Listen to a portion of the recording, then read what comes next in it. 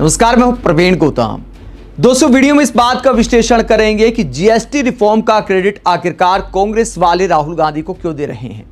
9 साल पहले राहुल गांधी ने मोदी सरकार को क्या कहा था और निर्मला सीतारमण प्रेस कॉन्फ्रेंस में कांग्रेस पर किस बात को लेकर भड़क जाती हैं और कांग्रेस वालों के दिमाग पर सवाल उठाती हैं। तो कुल मिलाकर जीएसटी रिफॉर्म के बाद क्रेडिट को लेकर सियासत गर्म है। पहले बात करते हैं कि आम आदमी को क्या मिला, उसके बाद निर्मला सीतारमण का बयान भी आपको सुनाएंगे। इसके अलावा राहुल गांधी ने 9 साल पहले क्या कहा था वो भी आपको सुनाएंगे। और कांग्रेस प्रवक्ता अतुल लोंदे पाटिल ने पीएम मोदी को ट्यूबलाइट कहते हुए जीएसटी पर क्या जवाब दिया है वो भी आपको सुनाएंगे। पहले बात करते हैं कि आम आदमी के लिए कौन सा सामान महंगा हुआ है और कौन सा सामान सस्ता हुआ है। जो जीएसटी रिफॉर्म का ऐलान किया गया है उसमें आम आदमी को क्या मिला है। पहले बात करते हैं कि सस्ता क्या हुआ है। जो रोजमर्रा का सामान है, साबुन, शैम्पू, टूथपेस्ट, पहले 18% जीएसटी था, अब 5% घटकर हो गया है। दूध मक्खन पर 12% जीएसटी था, अब 5% हो गया है। नूडल्स और नमकीन पर 12% जीएसटी था, अब 5% हो गया है। बर्तनों पर 12% जीएसटी था, जो 5% कर दिया गया है। बच्चों की बोतलें, नैपकिन और डायपर 12% जीएसटी था, अब 5% कर दिया गया है। सिलाई मशीन पर 12% जीएसटी था, जो 5% कर दिया गया है। ट्रैक्टर टायर पर 18% जीएसटी था, अब 5% हो गया। अगर किसानों की बात करें तो क्या क्या सस्ता हुआ है। ट्रैक्टर टायर 18% था, 5% हुआ। ट्रैक्टर पर 12% जीएसटी था, 5% हो गया है। सिंचाई की मशीन 12%, अब घटकर 5% कर दिया गया है। कृषि मशीनरी 12% और अब घटाकर 5% कर दिया गया है। इसके अलावा हेल्थ इंश्योरेंस को लेकर बड़ा बवाल कटा था कि मुसीबत के लिए आदमी हेल्थ इंश्योरेंस लेता है, उस पर भी सरकार ने इतना जीएसटी लगा दिया। तो अब सरकार ने सुनी है और बड़ी अच्छी पहल की है, अच्छा फैसला लिया है। हेल्थ इंश्योरेंस पर 18% जीएसटी था, अब 0% कर दिया गया है, यानी खत्म कर दिया गया है। यानी पहले लगाया तो सीधे 18% लगाया, अब हटा दिया गया। ये बहुत अच्छी बात है, लेकिन 18% लगाना भी गलत था। नितिन गडकरी जैसे मंत्रियों ने भी आवाज उठाई थी कि ये तो सांसों पर टैक्स लगाना है। आगे अगर बात करें, थर्मामीटर पर 18% जीएसटी था, अब 5% कर दिया गया है। ऑक्सीजन पर 12% जीएसटी था, अब 5% कर दिया गया है।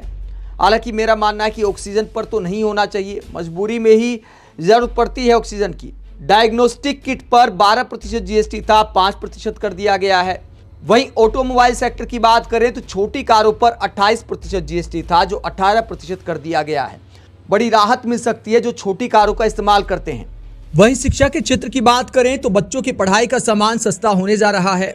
मैप, चार्ट, ग्लोब 12% जीएसटी था, जो 0% कर दिया गया है, यानी हटा दिया गया है। पेंसिल और क्रेयॉन 12% जीएसटी था, जो 0% कर दिया गया है।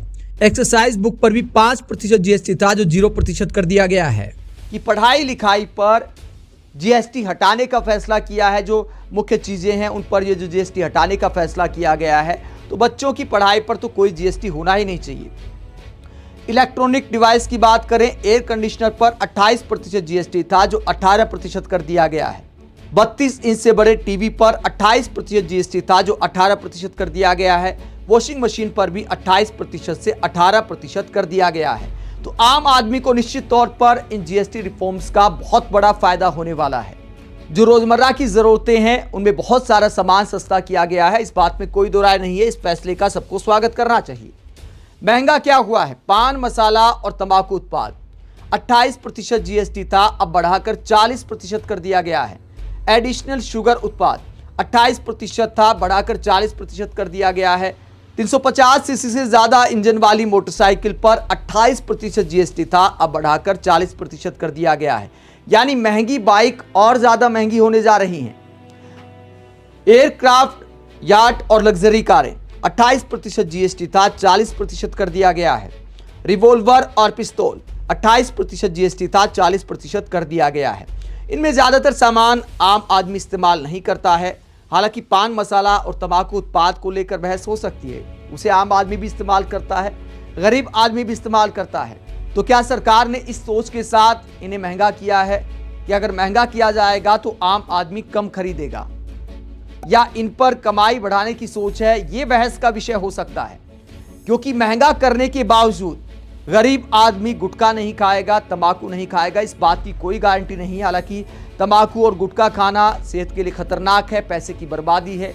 गरीब आदमी को इसको समझना चाहिए, मिडिल क्लास आदमी को इसको समझना चाहिए कि अपनी सेहत भी खराब करना है, कैंसर का भी खतरा होता है, पैसे भी बर्बाद होते हैं।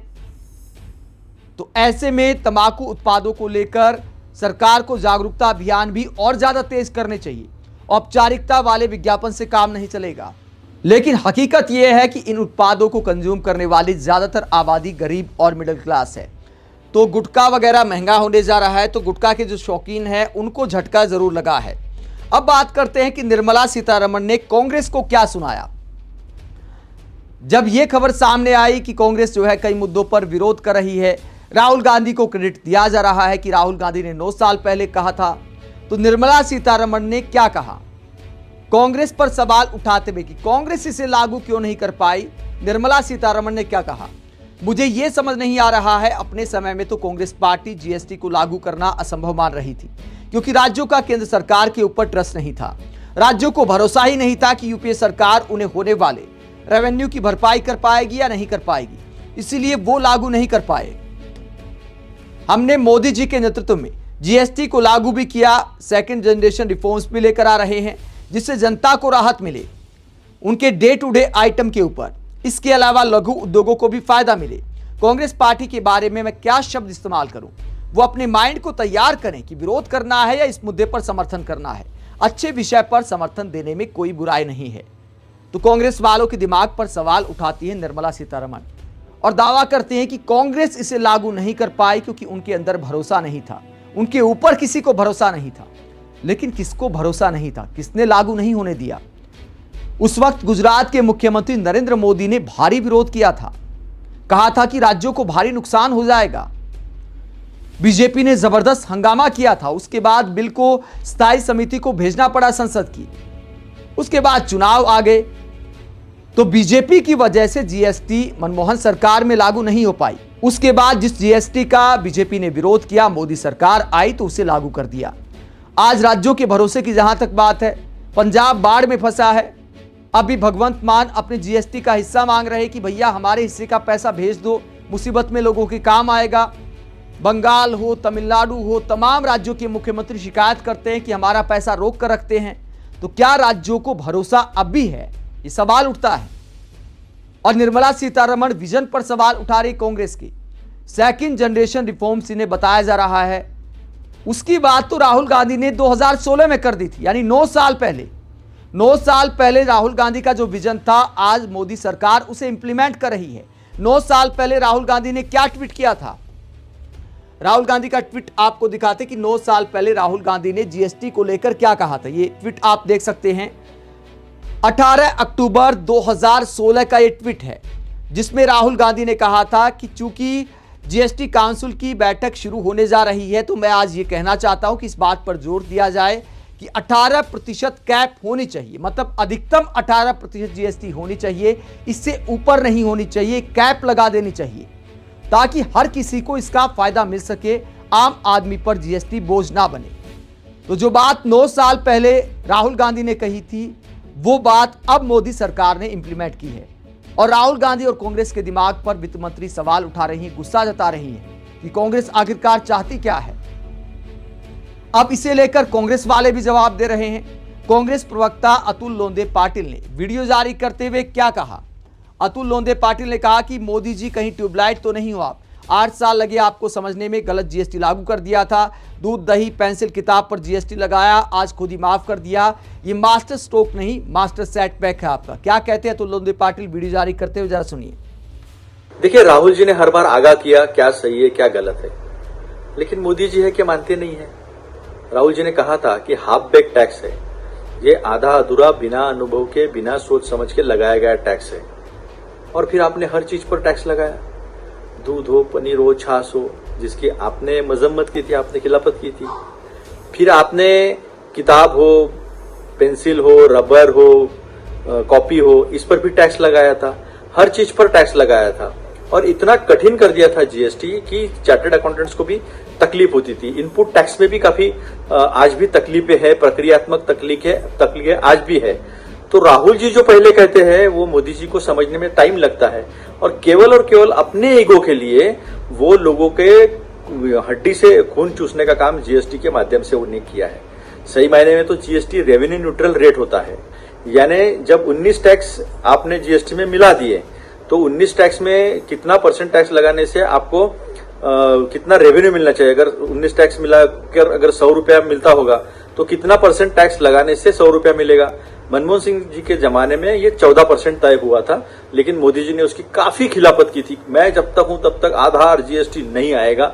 आते बराबर वो सब अच्छा हो गया, रात को 12 बजे घंटा बजा के किया, और आज जो राहुल जी ने कहा वही करना पड़ा।